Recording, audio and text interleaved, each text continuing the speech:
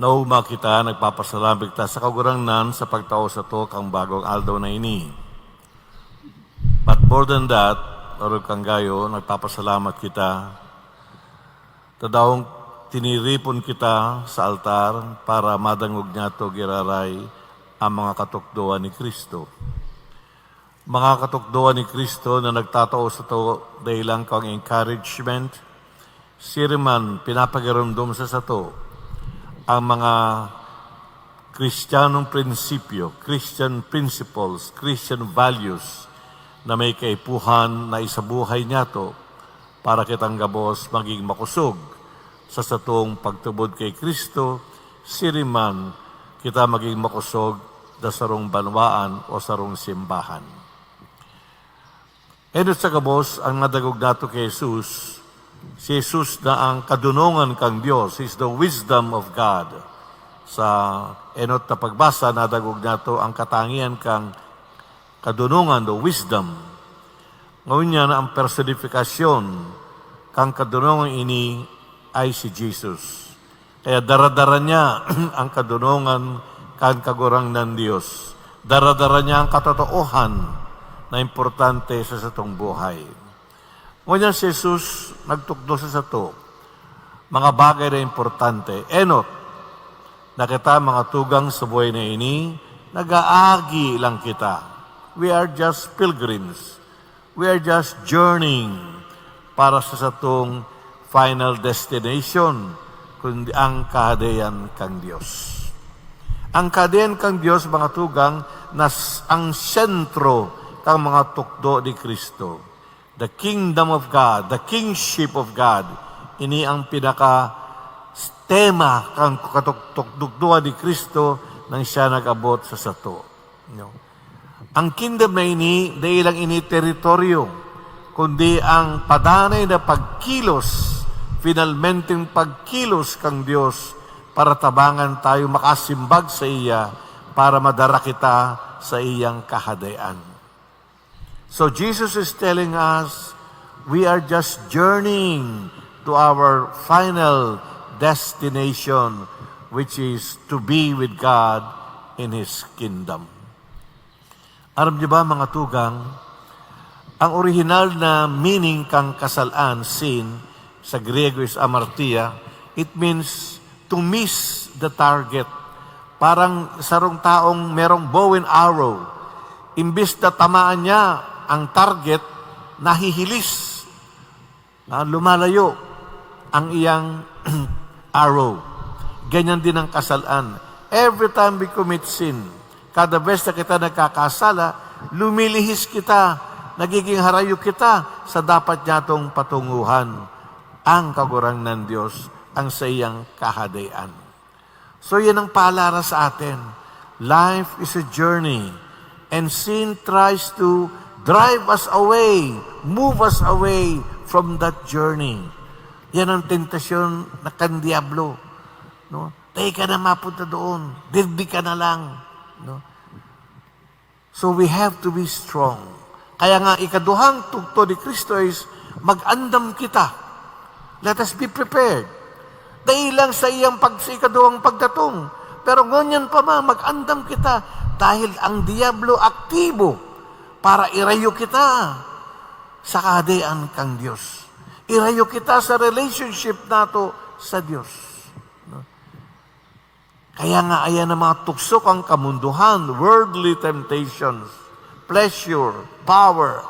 Ang kabusta yan, nirarayo kita mga tugang sa kahadayaan kang Diyos. So Jesus is telling us, be ready to realize this. Andam ka mo na maaraman nindo ng Diablo aktibo. Ngunyan, andam ka mo, no?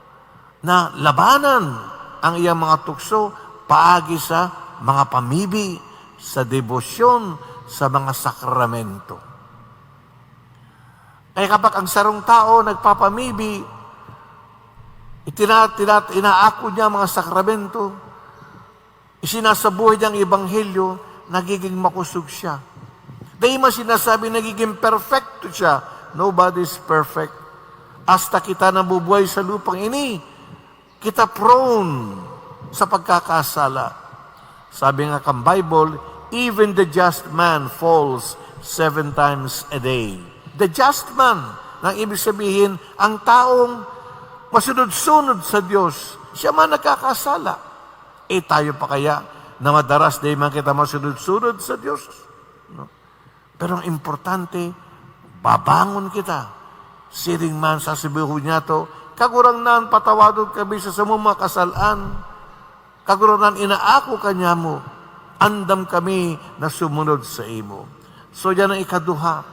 We are prepared, always ready and vigilant against sa mga mararaot na gawe kang Diablo sa iyang mga tukso para irayo kita sa kahadayan kang Diyos. Ikatulo, nadangog niya to, na sentro kang sa itong ebanghelyo, mag-andam kita because ang ikaduhang pagdatong ni Jesus is a reality. Totoo yan. Day nga to aram. No? Day nga to aram.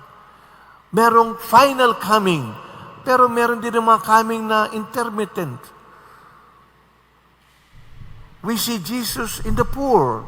Sabi nga niya, kapag itinaumos ako, ang kakanon, o pinayon mo ko ng tubig, kaguranan, kailan ko ginibo ini? Ano sabi ni Jesus? Kapag ginigibo ini sa imong tugang na pobre, o dukha, ginigibo mo yan sa sako. So we must be ready to encounter Jesus, not just in prayer, not just in the sacraments, but among people. Among people, especially the little ones, the poor ones. Dahil Jesus identifies Himself with the poor, with the lowly, with the humble. Kaya wala kitang karapatan maging arogante, magmataas, mangutya, no? O to look down sa mga tao mas mababa sa sato. Dapat maging andam kitang mahiling niya to ang presensya ni Jesus sa inda. Ang satong Santo Papa nagsurat kang iyang ikatulong encyclical na ang title, Fratelli Tutti. Yan ang mga tataramon ni San Francisco, Saint Francis, all brothers and sisters. Kitang gabos sarong pamilya kang Diyos. Kitang gabos linalang kang kagurang ng Ama. Kita magkatugang. Entonces, kitang gabos dapat niya itong mahiling ang presensya kang Diyos sa kada saro sa sato. We have to see the presence of God in each one of us. Even in the unborn, in the baby, in the little ones, ang mga vulnerable. So yan ang tuktok ang Diyos. Ngayon mga tugang, sa parabolang nadagog niya to, may madunong, may mangmang.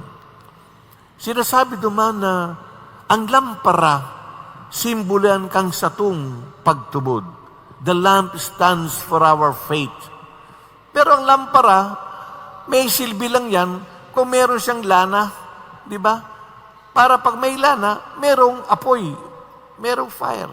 Ang fire, mga tugang, ibig sabihin yan, ang charitable deeds. Good deeds that we do. So faith is not enough. Ang pagtubog na ang gabos. Ang pagtubog niya to, importante na mahihiling paagi sa satong mga magagayong na pagkilos, magagayong na ginigibo. Sabi nga ni St. James, faith without good works is dead. Ang pagtubod, na bakuman o mayumang, magagayon na gibo, gadanyan. Walang silbi yan. Sarong beses sa Ebanghelyo ni Mateo, nadagong din niya to, dakdugto si Jesus, sinabi niya, day man ang gabos na naghahapot sa ko o naghahapod sa ko, kagurang dan ang makakalaog sa hagdayan ko. Not all who says, Lord, Lord, will enter my kingdom. And not anyone can say, Lord, we ate with you. Nagkakad kami kay iba mo. Lord, kaibahan mo kami sa itong pagtutugdo. Anong sabi ni Jesus? Ang makakalaog sa kaden kang Diyos, saro lang ang mga taong ginigibo ang kabutan kang Ama. Those who do the will of my Father will be the ones to enter. Sa Old Testament, sa beses, inapudan ang kagurang ng Diyos.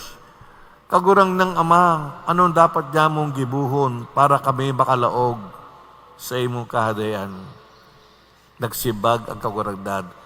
O tao, tululang bagay ang gusto kong mahiling sa imo. Enot, love tenderly. Love tenderly. Be charitable. Be kind to people. Do not be harsh. Ikaduha, act justly. Be fair. Be fair. Huwag kang manggugulang. Huwag kang mandadaya. Maging tapat ka sa tao. Huwag kang makakaisa. Be fair to people. Ikatulo, importante sa gabos, walk humbly in my presence. Magpakumbaba ka, mientras day ka nabubuhay, nagbabaklay sa mundong ini. Day ka arugante, huwag ka magmayabang. Day mo tignan lang yung sadiri. Kung hindi, gibuhon mo ang kabutan kang Diyos. And that's what Jesus is all about. Si Jesus, siya ang ehemplo supremo kang sarong taong who love tenderly and pano kang pagkaherak o compassion. Tulos-tulos siyang magpatawad sa mga makasalan. Si Jesus who acts fairly, ang iyang mga tugtog is always about justice, peace, fairness. Aram niya ang puso kang kada tao. Aram niya ang sitwasyon kang tao. Di man siya nag-judge. He doesn't demand greater things than whatever man can do. Fair siya. Ikatulo, he was a humble person.